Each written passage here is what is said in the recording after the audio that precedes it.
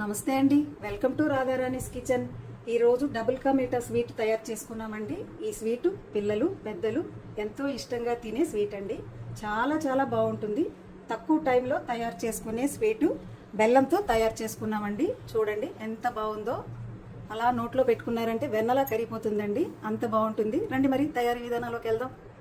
Double ka meetha తయారీకి కావాల్సిన పదార్థాలండి ఇవన్నీ: బ్రెడ్, నెయ్యి, బెల్లం, పాలు, డ్రై ఫ్రూట్స్ అండి ఇవన్నీ, మిల్క్ మేడ్.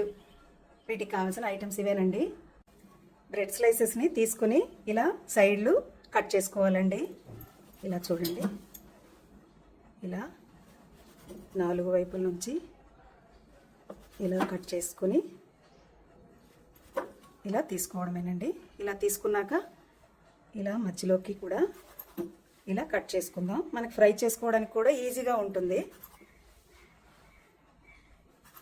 ఇలా కట్ చేసుకోవడమేనండి. ఇలా అన్నింటినీ కట్ చేసుకున్నామండి. వీటిని ఫ్రై చేసుకుందాం. ముందుగా నెయ్యి వేసుకుందామండి. నెయ్యి వేసుకున్నా పర్వాలేదు, నూనె వేసుకున్నా పర్వాలేదండి, అది మన ఇష్టం. ఇలా తక్కువగా వేసుకుని ఫ్రై చేసుకోవాలి.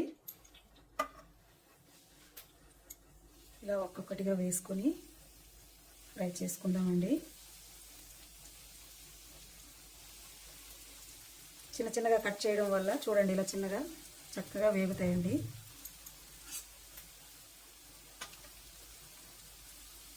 తక్కువగానే చేసుకుంటున్నాం కదా, తక్కువగా వేసుకొని అలా ఫ్రై చేసుకుంటే సరిపోతుంది. చిన్నపిల్లలకి అందరికీ నచ్చే స్వీట్ అండి ఇది. 10 నిమిషాల్లో తయారైపోతుంది, చాలా తొందరగా.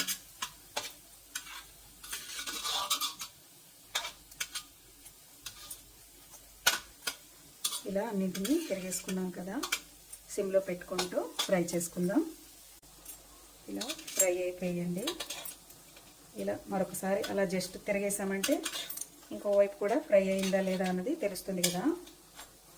ఫ్రై అయిపోయండి. ప్లేట్లోకి తీసుకుంటున్నాను. ఇలా ఫ్రై అయిన వాటిని అన్నింటినీ ఇలా ప్లేట్లోకి తీసుకోవడమేనండి.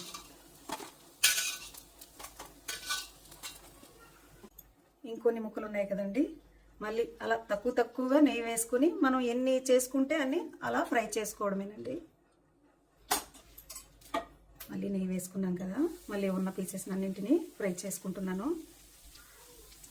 ఇవి కూడా ఫ్రై అయిపోయండి. వీటిని కూడా ఇలా తీసుకుందాం.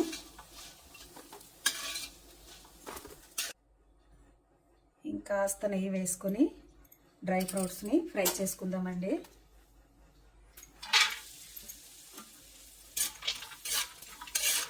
సిమ్లో పెట్టుకుంటూ ఫ్రై చేసుకోవాలి.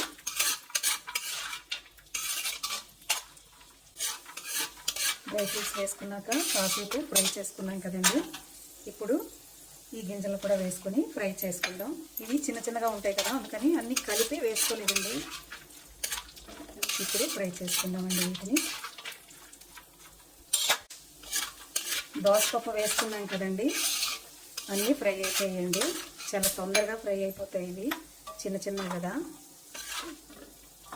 ఇలా ఫ్రై అయిన అన్నింటినీ ప్లేట్లోకి తీసుకుందామండి. డ్రై ఫ్రూట్స్ని వేయించుకున్నాం కదండి, తీసి పక్కన పెట్టుకుని అదే కళాయిలో ఈ గ్లాస్తో 2 గ్లాసుల పాలు వేసుకోవాలండి. బ్రెడ్ మనం 6 పీసులు తీసుకున్నాం కదండి, 1/2 లీటర్ పాలు పడతాయండి మాత్రం. వీటిని బాగా మరగనిద్దాం. పాలు మరుగుతున్నాయండి. ఒక 5 నిమిషాలు అలా హైలో పెట్టుకుంటూ మరగనివ్వాలి. కాస్త చిక్కపడతాయి కదా పాలు, అప్పుడే టేస్ట్ బాగుంటుందండి. 5 నిమిషాలు అయిందండి. వేయించుకున్న బ్రెడ్ని వేసుకున్నాం.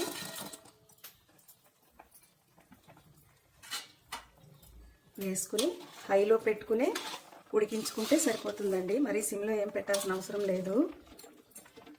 చాలా బాగుంటుందండి. 10 నిమిషాల్లో తయారయ్యే స్వీట్ అండి. చిన్నపిల్లలకి కానీ పెద్దవాళ్ళకి కానీ అందరికీ చాలా నచ్చే స్వీట్ అండి ఇది. మనకి చిన్న బర్త్డే ఫంక్షన్లు ఇలాంటివి ఏవైనా చాలా తొందరగా తయారైపోతుంది. ఇలా హైలో పెట్టుకుంటూనే ఉడకనిద్దామండి. ఇలా దగ్గరగా ఉడికిందండి. చాలా తక్కువ టైంలో తయారు చేసుకునే స్వీట్ అంటే ఇదేనండి. స్వీట్ షాపుల్లోకి ఎక్కడికి వెళ్ళకుండా చాలా తొందరగా తయారవుతుంది. చాలా చాలా టేస్టీగా ఉంటుందండి. తయారైపోయింది కదండి. హెల్దీ స్వీట్ అండి ఇది. స్టవ్ ఆఫ్ చేసుకుంటున్నానండి. పాలంతా ముక్కకి ఇంకిపోయాయి కదా. స్టవ్ ఆఫ్ చేసుకుని బెల్లం ఇప్పుడు వేసుకుంటున్నానండి. స్టవ్ ఆఫ్ చేసుకున్నాకే బెల్లం వేసుకోవాలండి. బెల్లం ప్లేస్లో పంచదారన్నా వేసుకోవచ్చు, అది మన ఇష్టం. బెల్లం చూడండి చాలా తొందరగా కరిగిపోతుంది. స్టవ్ ఆఫ్ చేసుకున్నాక మనం వేసుకున్న 2 యాలకులని దంచి వేసుకుంటున్నాను. తగినన్ని డ్రై ఫ్రూట్స్ వేసుకొని బాగా కలుపుకోవాలండి. చాలా చాలా తొందరగా తయారైపోతుందండి. పిల్లలకి పెద్దలకి అందరికీ చాలా చాలా నచ్చుతుంది. మీరు కూడా తప్పకుండా ట్రై చేయండి ఒకసారన్నా, అంత బాగుంటుందండి.